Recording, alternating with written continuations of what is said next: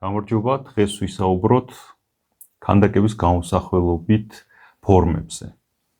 ქანდაკებას ორი მნიშვნელოვანი სახეობა აქვს, ეს არის რელიეფური ქანდაკება და მრგვალი ქანდაკება. თითოეულის სპეციფიკაზე ვისაუბროთ და მათ შორის მრგვალი ქანდაკების ისეთ ფორმებზე, როგორც არის პორტრეტი, ბიუსტი, ტორსი, სრული ზომის ქანდაკება თუ კოლექტიური ფიგურები. ანუ რა შინაარსი აქვს თითოეულს, რა ადგილი აქვს თითოეულს, ამაზე მე მგონი საინტერესო იქნება, რომ გავარკვიოთ. გამარჯობა. კი, საინტერესო თემაა ზოგადად, იმიტომ რომ ალბათ სპეციფიკაცია კეთდება რა, ანუ ჩვენ გვინდა არ გვინდა სპეციფიკაცია გააჩნია ქანდაკებას და შეიძლება გამოვყოთ, ანუ სპეციფიკაციები რისთვის საერთოდ რატო გაჩნდა, ანუ როდის გაჩნდა, შეიძლება ამასაც შევეხოთ და ასევე შევეხოთ იმ საკითხს, თუ ზოგადად ამას რა მნიშვნელობა აქვს და ასე ვთქვათ, რატომ არის გაყოფილი სხვადასხვა სახეებად ქანდაკება. კი, შენ სწორად აღნიშნე, რომ არსებობს ორი ძირითადი მიმართულება, ეს არის ასე ვთქვათ რელიეფი და მრგვალი ქანდაკება. მრგვალი ქანდაკებაში ზოგადად შედის ძირითადი შემადგენელი ნაწილი, რაც არის, ეს არის მცირედით რო დავიწყოთ ალბათ, ეს არის პორტრეტი, ბიუსტი, შემდეგ უკვე სრული ფიგურა, თუ შეიძლება ცალკეც შეიძლება გამოვყოთ და ვთქვათ, რომ არსებობს ასე მაგალითად ცხენიანი ფიგურა, ეს ქანდაკების ისტორიაში რაც სპეციფიკური მნიშვნელობაც აქვს ამ ცხენიან ფიგურას და შეიძლება მე გადავიდეთ და ვთქვათ, რომ არსებობს ჯგუფური ქანდაკები, მაგალითად კალეს მოქალაქეები როდენის და კიდევ ბევრია ესეთი ძალიან. ალბათ ახლა ყველაზე ესეთი მაყურებლისთვისაც ალბათ ნაცნობი იქნება ეს კალის მოქალაქეები და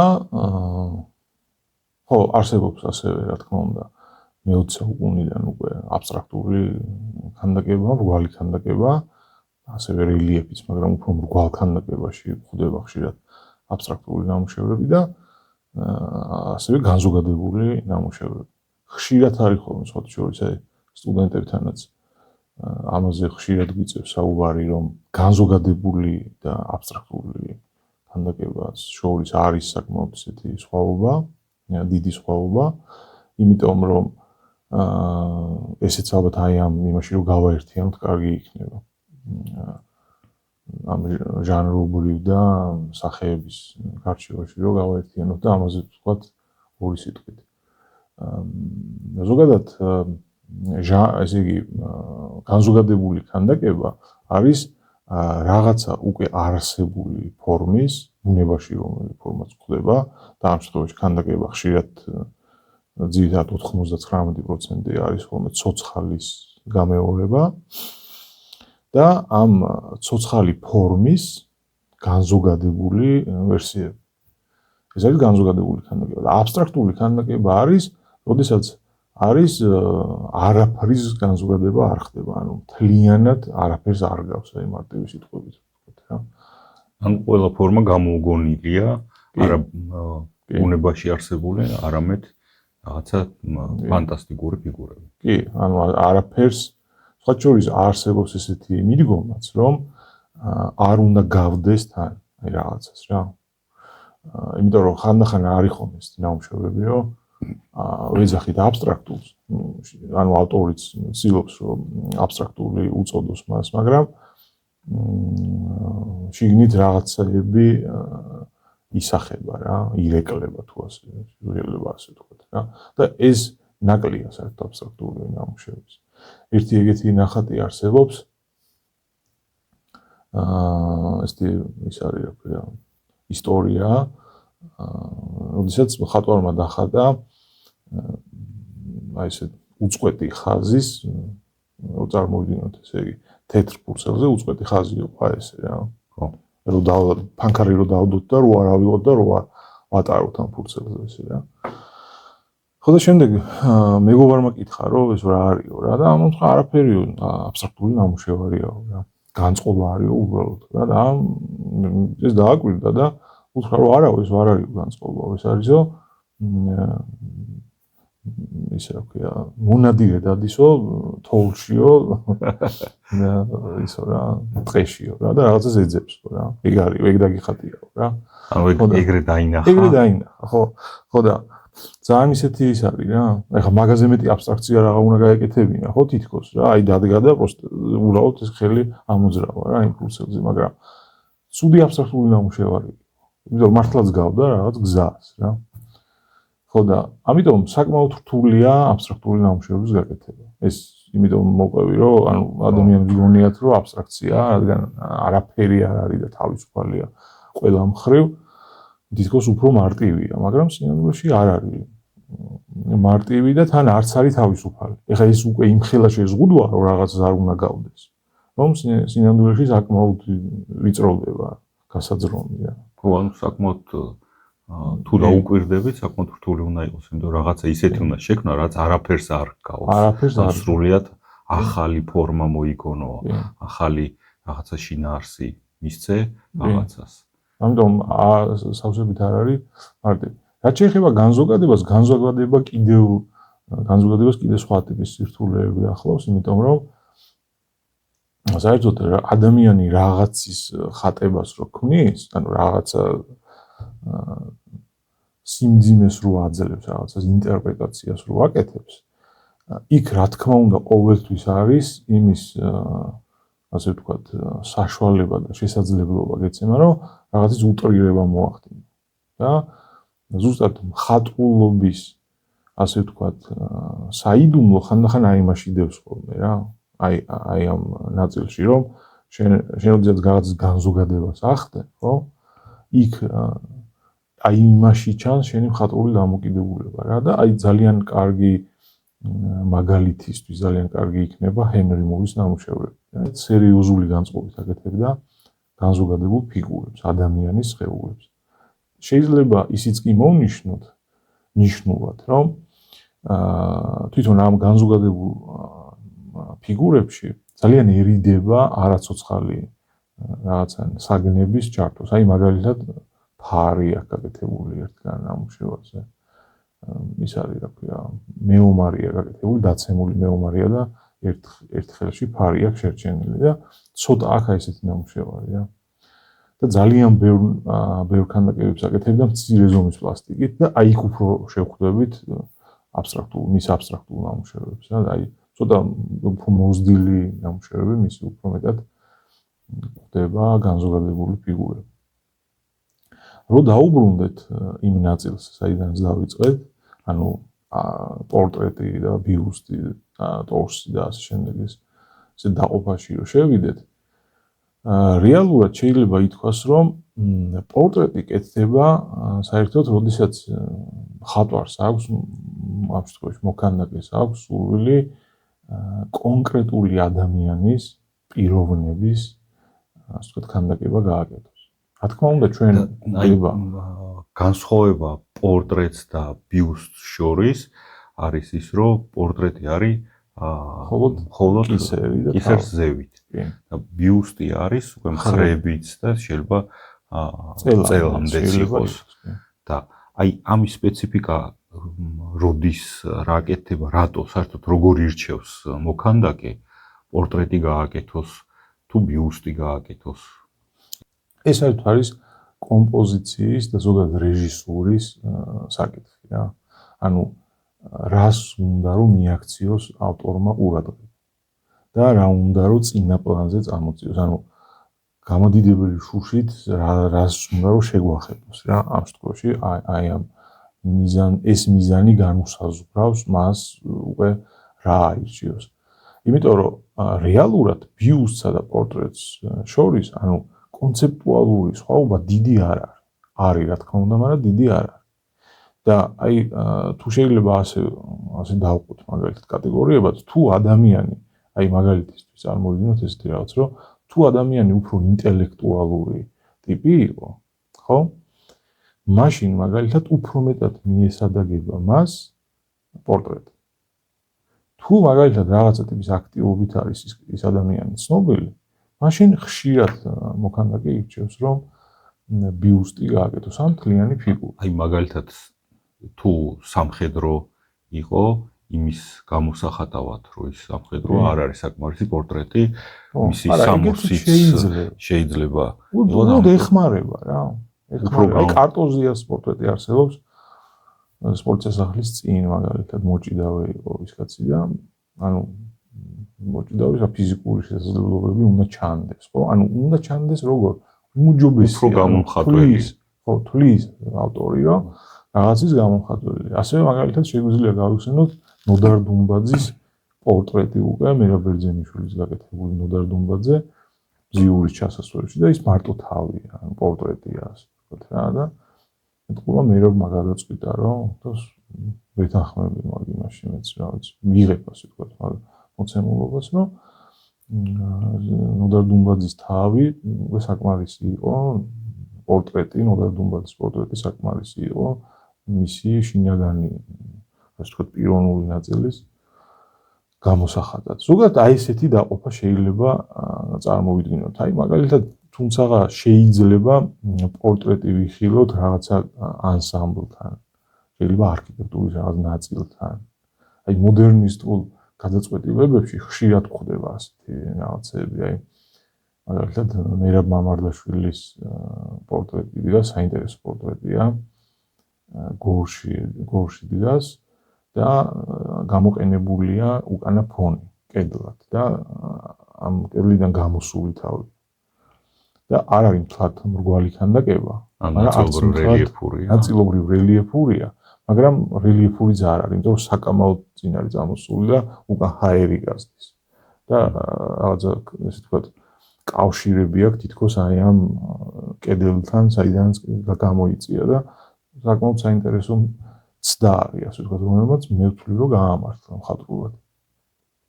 და კიდევ მარჯანიშვილის პორტრეტი ახსენება მეტროში. კი, არა, კლასიკური ტიპის ასე ვთქვათ, გორელიეფია, ეგ შენაც გახსენდა.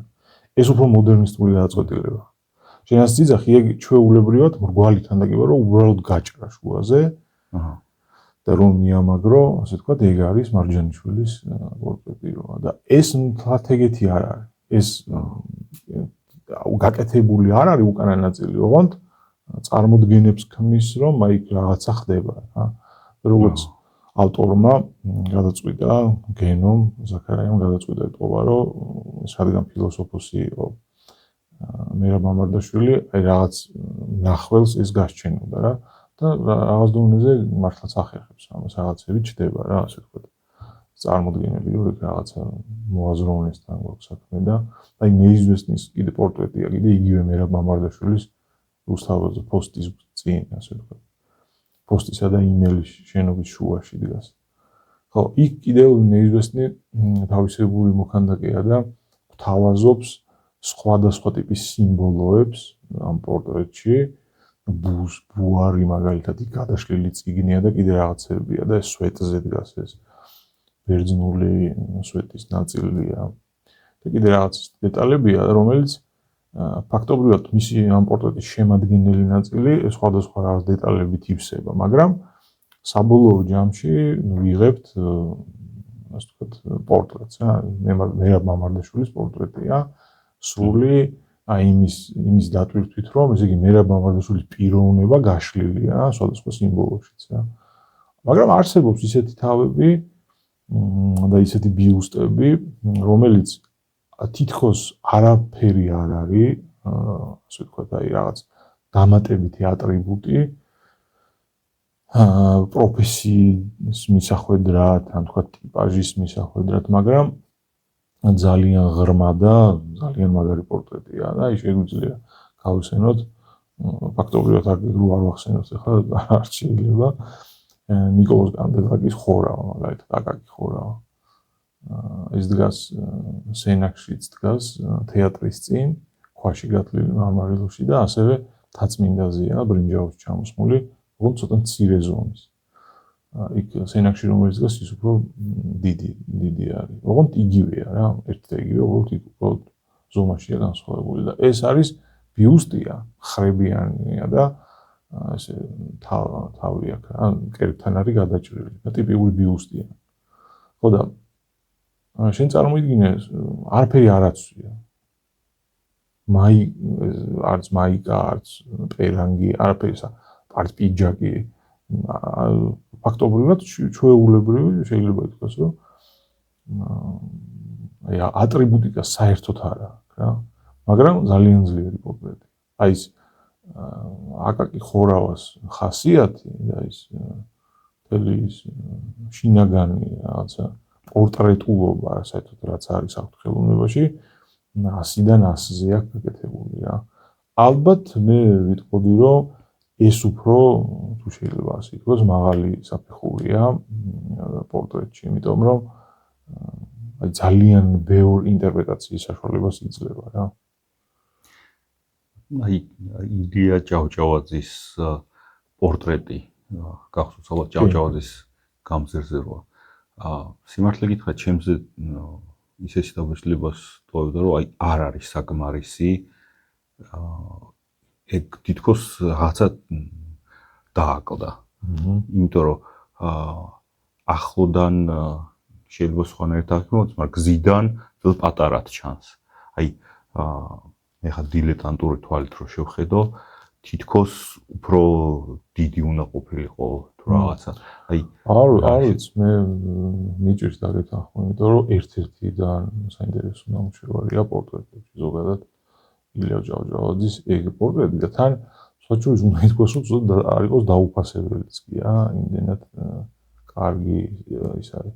არ ვიცი, ხა ზომაში შეიძლება მასშტაბი მანქანიდან რომ მიდიხარ, ეგ შეიძლება აიყოს ეგეთი რაღაც, თუმცა ძალიან მეტყველია მანძილიდან, აი რაღაც მანძილიდან, მე ყოველ შემთხვევაში ეგეთი განცდა არ მიჩნდება, იმიტომ რომ რაღაც ისეთი დეტალებია გაკეთებული, თან ეგეც ანსამბლია, სხვათაშორის ეგ მარტო პორტრეტი არ არის. ანსამბლია და საკმაოდ ძლიერი ნამუშევარია. აი ანსამბლი რას გულისხმობს ამ შემთხვევაში? ის არის, რა ქვია, არქიტექტურული დეტალებიც ბევრი. თვითონ კიდეებია, იქ მოწყობილი, ხო, რა, ეს უბრალოდ სვეტზე დამდგარი დაყენებული თავი არ არის, რა, კიდე იქ რაღაცებია, რა. და ზომაში საკმაოდ დიდია.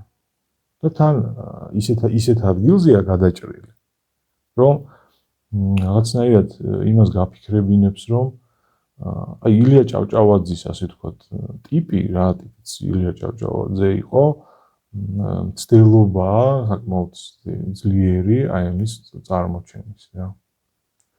იმიტომ რომ საერთოდ ბერძენიშვილი ცდილობდა ხოლმე ყოველთვის აი ამ კუთხით გაეკეთებინა ნამუშევრები. აი რაღაც ესეთ რაღაცას არ აკეთებდა, რომ აი მაგალითად იგივე ნიკოლოზ კანდელაკი რო ახსენეთ, კანდელაკი უფრო სხვა ტიპის მოქანდაკეა, კანდელაკი უფრო მეტად დაინტერესებულია სხვანაირი გამოსახულობით საშუალებას იყენებს. და აი მაგალითად იგივე ბერძენიშვილი, თქვა თამაშუკელი, აი მეორე თაობა უკვე რა მოქანდაკეების გოგი ოჭიაური, ესენი უკვე სხვა ტიპის დატვირთვასაც დებენ. ანუ არა მარტო სწორად და კარგად არის გაკეთებული პორტრეტები, კიდევ იმის იქითკენ რაღაც სხვადასხვა ინტერპრეტაციის საშუალებებს გვაძლევენ რა. მაგრამ აი იგივე გამახსენდა ახლა მაგალითად დოდო აბაშიძის პორტრეტიც კონცეპტუალურად სხვადასხვა დოდო აბაშიძის პორტრეტი ძალიან გავს ხორავას პორტრეტს, იმიტომ რომ ისიც უბრალოდ გაკეთებული თავია ძალიან. ოღონდ ხრები არა აქვს, მაგრამ ის ძალიან მოძრაობაშია. მელიქიშვილზე დგას თუ გაქნა ნახე, არ ვიცი. ხო, ხო და ისიც ძალიან ისეთია რა, აი არაფერი ატრიბუტი არ აქვს, უბრალოდ კაცის თავია რა, მაგრამ ძალიან კარგად გამოხატავს დოდო აბაშიძის ტიპს რა. და აი მონუმენტური ქანდაკება რას ნიშნავს? რა იგულისხმება? მონუმენტური ქანდაკებაზე მონუმენტური ქანდაკების ასე ვთქვათ დატვირთვის ახსნა საკმაოდ ვრცელი თემაა, იმიტომ რომ მონუმენტური ქანდაკება არის უკვე სხვა კატეგორიაში გადადის რა. ეს არ არის აი მაგალითად როგორ ვთქვა, აი შეიძლება ანუ ასე ვთქვათ, გამოსახულობითი უნარებით და მნიშვნელობით შეიძლება ძალიან პატარა ზომის ქანდაკება იყოს უფრო მეტად მნიშვნელოვანი და რაღაცა მნიშვნელოვანი კულტურული ნაწილის წარმომადგენელი. ან ეპოქის ან რაღაც, მაგრამ საერთოდ როდესაც რაღაცას მონუმენტი კეთდება, ხო? ანუ ზომას აქვს მნიშვნელობა. ზომა, კი, ზომას არ უნდა გქონდეს, რა თქმა უნდა, მონუმენტი მცირე ზომის აღარ გამოდის, უკვე დიდი უნდა იყოს და ძალიან ძლიერი იარაღია სინამდვილეში. იარაღს შემთხვევით არ ვიძახი, იმიტომ რომ მიმართულებას განსაზღვრავს ძალიან, ანუ რაღაცაზე არის მიმართული ყოველთვის რა და ამას მე აქვს ძალა რა. ძალიან ძლიერია, ასე რომ ვთქვათ რა. საზოგადოებაზე ახდენს ძალიან დიდ ზეგავლენას.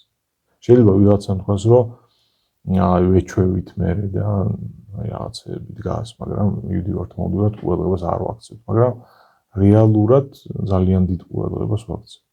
ვაჟობშეულას გამზირდი ვაჟობშეულას ქანდაკება. კი.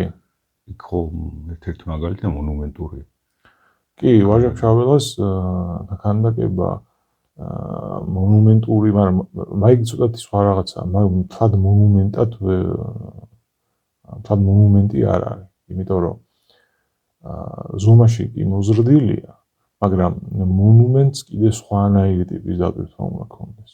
ვაჟობშეულას ქანდაკება უფრო მეტად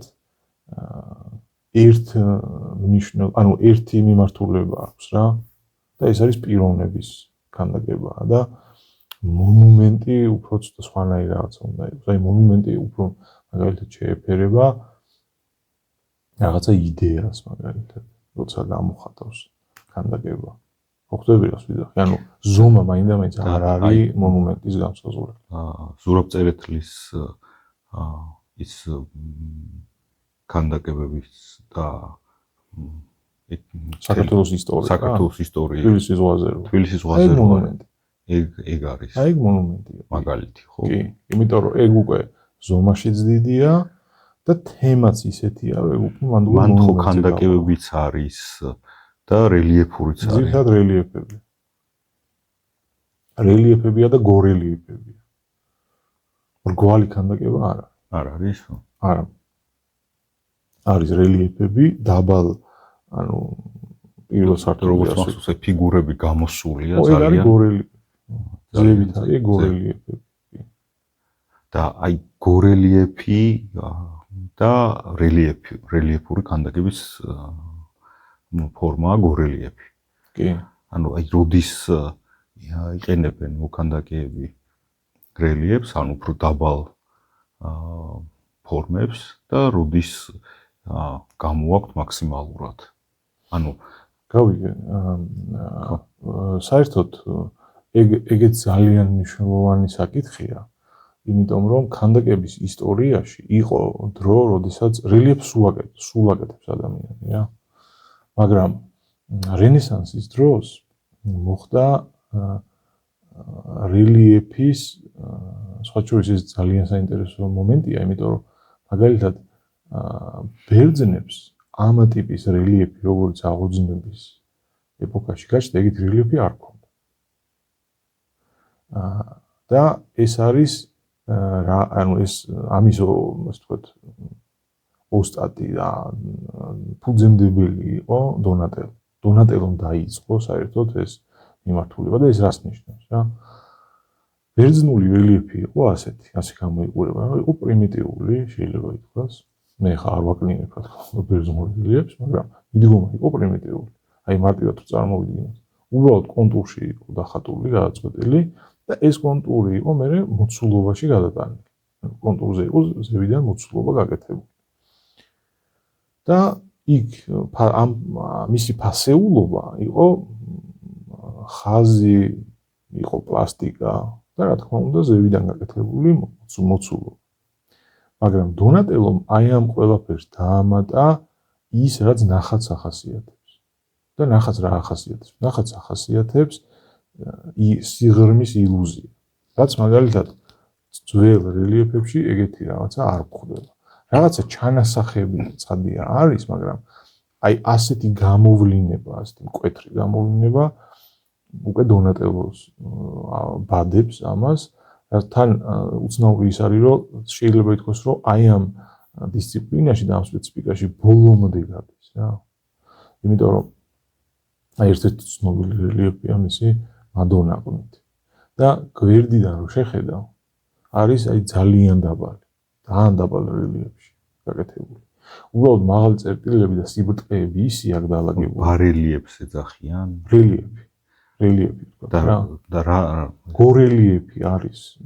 აი ზეგანაც ხო ვთქვით ეგ რა გორელიეფი არის, როდესაც უბრალოდ ნახევარზეა გაჭრილი ქანდაკება, მრგვალი ქანდაკება და არის რელიეფი.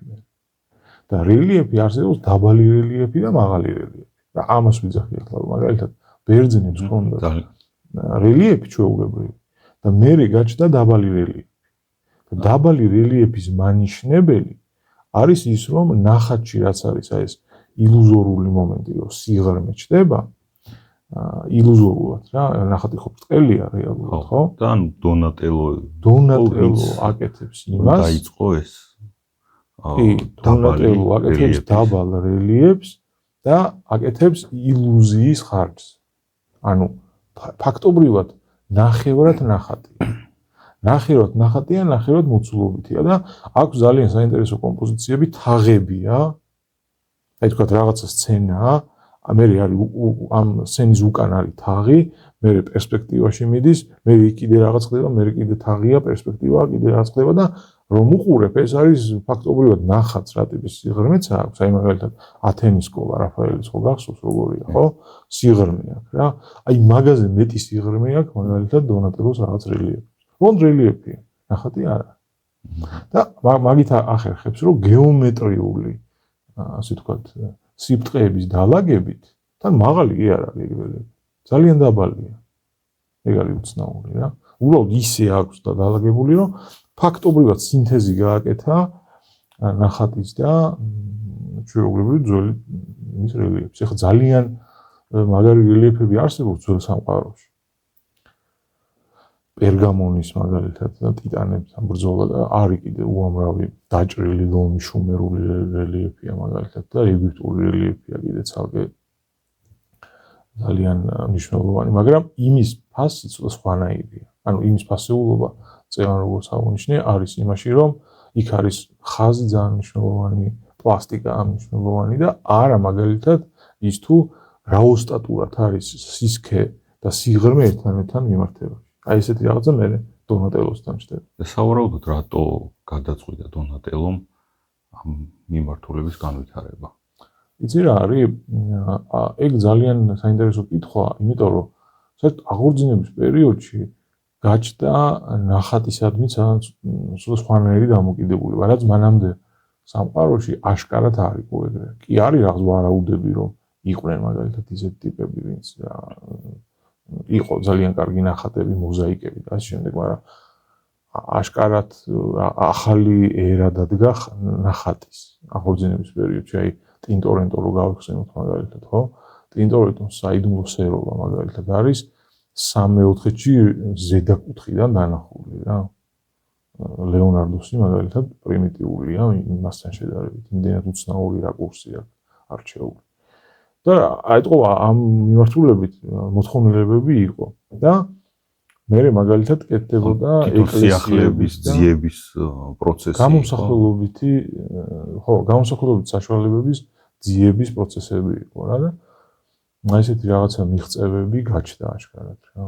და არ შეიძლება არ ვახსენოთ მანცუს რელიეფები რა. მანცუს მოქანდაკე იყო მე-20 საუკუნეში.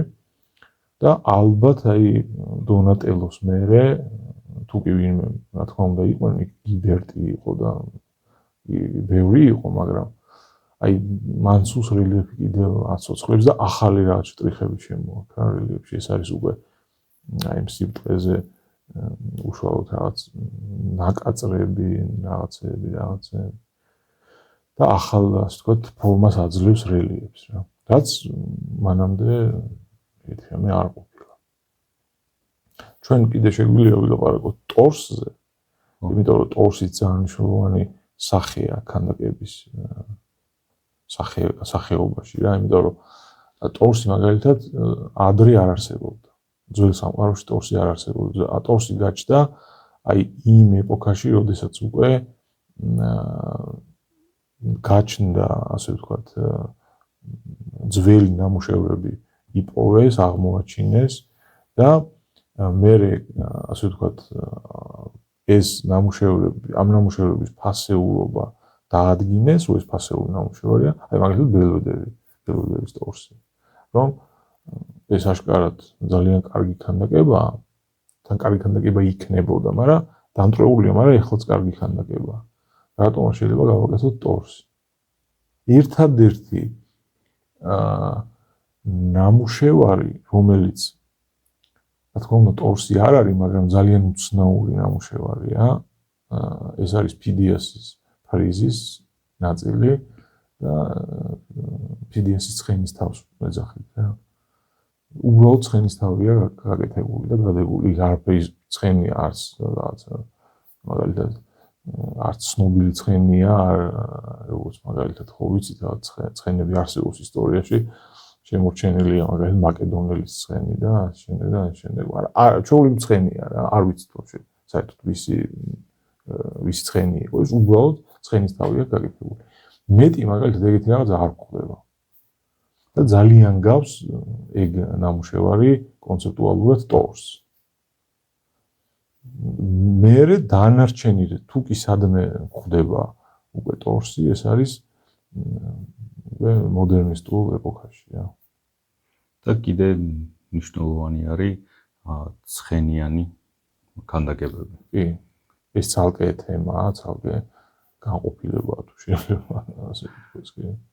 ხო, და ყველაზე შეიძლება ყველაზე ხშირიც იყოს და მონუმენტური ქანდაკებები შეიძლება დავარქვათ ზოგიერთ მათგანს. ზოგიერთ მათგანს შეიძლება მონუმენტური ქანდაკება დავარქვათ ზომის და მიხედვით, მაგრამ როგორც თავში აღნიშნე, მონუმენტი ცოტა პიროვნებას უნდა გაცდეს. იდეაში ეს იდეისადმი უნდა იყოს უფრო მეტად მიზღუნილი, მაგრამ ცხენიანი ქანდაკება, ასე ვთქვათ, ცხენიანი ფიგურა, რომელზეც ცხენი, რომელზეც მხედარი ზის, ეს არ არის მარტო მაგალითად ის, რომ რაღაცა მხედარია და მეტი არაფერი რა, იმიტომ რომ ეს ძალიან ღრმა თემაა, იმიტომ რომ ზოგადად ცივილიზაციის ფორმულა, სახე არის ზოგადად ცხენზე ამხედრებული კაცი. და რატო? იმიტომ რომ ცხენი არის ბუნება, ბუნების ენტროპიული ხასიათი, რომელიც ეს მიდის ქაოსისკენ ყოველთვის და ადამიანი, რომელიც ზედზე ამაზე დაჯდა და გაწურთნა, ასე ვთქვათ რა. ანუ გახედნა რა. ანუ ეს სამყარო გახედნა და ეს არის ცივილიზაცია რა. და აი ზუსტად, როდესაც მეფე ცხენით გამოიხსახება, ეს იმას ნიშნავს, რომ ის მეფე არის ცივილიზაციის საწყისი ან ნაწილი, ან თქვა ცივილიზაციის განსაზღვრელი და ასე შემდეგ რა. ამიტომ აი ძალიან მნიშვნელოვანია, როდესაც დავით აღმაშენებელი ცხენზე ზის. ცხენზე უნდა იჯდეს, იმიტომ დავით აღმაშენებელი ეგეთი ტიპის მეფეა, რომ ცივილიზაციური ტიპია რა. ხო. ამიტომ ეგ რაღაცა ესე ალბათ უმრავლესობა ისე არ იყოს უბრალოდ რა მეფეები ცხენით დადიოდნენ და ფაქტომზის ცხენზე ხო ის ქანდაკებები, მაგრამ ქანდაკებებში ეს მხედართმთავრები და მეფეები, მაგრამ რეალურად სხვადასხვა აი ესე მარკუს ავრელიუსი მაგალითად ხო ერთ-ერთი საჩურის ცხენიანი ფიგურა ეს კიდევ იმით არის ძალიან უცნაური და საინტერესო, რომ შეიძლება ითქვას, რომ აი ძალიან ბევრი გენიალური ნამუშევარი არსებობს ქანდაკებაში შექმნილი, მაგრამ ცხენიანი ფიგურა კარგი ძალიან ცოტა. უცნაურია რა, მაგრამ ძალიან ცოტა. მიქელანჯელოს მაგალითად არ გაუკეთებია ცხენიანი. მაგრამ მიქელანჯელომ ის ძველი ქანდაკება აღმოაჩინა და შენობა ხო, იქ ის დააპროექტა რაღაც ნაწილი, მაგრამ თვითონ არ გაუკეთებია. ძალიან მცნაურია ხა აი მიქელანჯელოს ხო ვიცით დაახლოებით არაერთი ტიპაჟი იყო და შემორჩენილი არის მის ჩანაწერებიც, სხვისი ჩანაწერები მასზე და რაღაცა და აი ძალიან ის არის უცნაურია რატო არ გააკეთა, მაგრამ ფაქტია, იმიტომ რომ ძალიან რაღაცნაირი სპეციფიურია, რთულია და რაღაც სხვა რაღაცები შემოდის რა. ანუ არ არის ეგ ისეთი ნაწილი, რომ აი უბრალოდ ჩვეულებრივი ქანდაკებაა და მოდი ახლა თუ კი იმას ვაკეთებთ, დავდგეთ და გავაკეთოთ. რა სხვა შორის უნდა ითქვას, რომ ქართველებს გვაქვს კარგი ცხენიანი ფიგურები, ასევე თან ისიც აღსანიშნავია, რომ გვაქვს დიდი ზომის კარგი ცხენიანი ფიგურები და ასევე გვაქვს კარგი მცირე ზომის ცხენიანი ფიგურები კამერულ ქანდაკებებზე. აი არ შემიძლია რა უნიშნო, მაგალითად ნოდარ თოფურიას ცხენიანი ფიგურები, რომელიც უკვე სხვა ტიპის დატვირთვით არის გაკეთებული, სხვა ფილოსოფიით არის გაკეთებული, რომელიც კონკრეტულად უკვე კამერული ტიპის გამოწვევაა და არა მაგალითად მონუმენტის და დიდი ზომის ასე ვთქვათ ნამუშევარი, მცირე ზომის ნამუშევრებია, ძალიან თაბაშირში არის შემორჩენილი და ძალიან საინტერესოა, იმიტომ რომ არის ძველი არქაულ ქართულ კულტურასთან მცდელობა დაკავშირების და ძალიან კარგი მცდელობა, იმიტომ რომ გამოსდის რა და ძალიან კარგად აკეთებს. ამაზე მე მგონია რომ ცალკე არის საერთოდ სასაუბრო, იმდენად ვრცელი თემაა და იმდენად ესეთი მნიშვნელოვანი მოქანდაკეა ჩვენი ბოლო წლების რო ალბათ ცალკე შეიძლება ამაზე ვისაუბროთ, მაგრამ ეგ აღსანიშნავია რომ ყველას არ აქვს რა, ანუ ვინც ქანდაკებას აკეთებს, სხვადასხვა ერები ამ თემას კარგად ვერ ძლევს ყველა და ჩვენ შეიძლება სიამაყით ვთქვათ, რომ ჩვენ შეგვიძლია ამ ასე ვთქვათ ქანდაკების სახეობაში თუ შეიძლება ასე ვთქვათ, ისე აი მონუმენტური ქანდაკების მაგალითი გამახსენა ინდოეთში ყველაზე დიდი ქანდაკება რო ააშენეს მამაკაცის ფიგურა როა. ხო, სწორია, ერთობის თუ რაღაც ერთიანობის სიმბოლო. არის ხო მართლაც ააშენეს იმდენადია იმ ხელა. სხვა შორის არ არის კარგი ქანდაკება იმ მოურიდებლად ვიტყვი. მიუხედავად იმისა, რომ ყველაზე მაღალ ქანდაკება და ყველაზე დიდად ითვლება და კარგია რომ გაიხსენე, რატო იცი? იმიტომ რომ მიუხედავად იმისა, რომ ძალიან დიდია მონუმენტის ასე ვთქვათ ის თვისებები, რაც მონუმენტს უნდა კონდეს ფორმის თვალსაზრისით. ეგ არ აქვს რა. სინამდვილეში ეგ არის აი ამ ზომის 25-30 სანტიმეტრის ქანდაკებაა რეალურად მხატვრულად გააზრებული და მე არის უბრალოდ გადიდებული. ანუ არ არის გათვალისწინებული დიდზე. სხვა შორის ეგ მაგაზეც ორიოდე სიტყვა შეიძლება ვთქვათ, რომ ხო არ არის დიდზე რა, გათვალისწინებული. სხვა შორის ინდოეთში ძველი დიდი ქანდაკებები არის, აი ბუდას ქანდაკებებია მაგალითად წარმოუდგენელი ზომების რა, ასევე ძალიან დიდები და ისინი მონუმენტურები. ხო და ეს აშკარად უკვე მოიკოჭვებს მაგ თვალსაზრისით. სხვა შორის უნდა ითქვას, რომ ეგ არის ძალიან რთული გამოწვევა ქანდაკებისთვის და ძალიან სპეციფიური რაღაცაა, როდესაც შეიძლება ესკიზი გააკეთო პატარა ზომის, მაგრამ მხატვრული თვალსაზრისით, როდესაც ადიდებ, იქ სხვა რაღაცებს გთხოვს მე. და ამ თვალსაზრისით ბევრად შეიძლება ითქვას, რომ სულ სხვა ტიპის რაღაც სირთულეები შემოდის რა.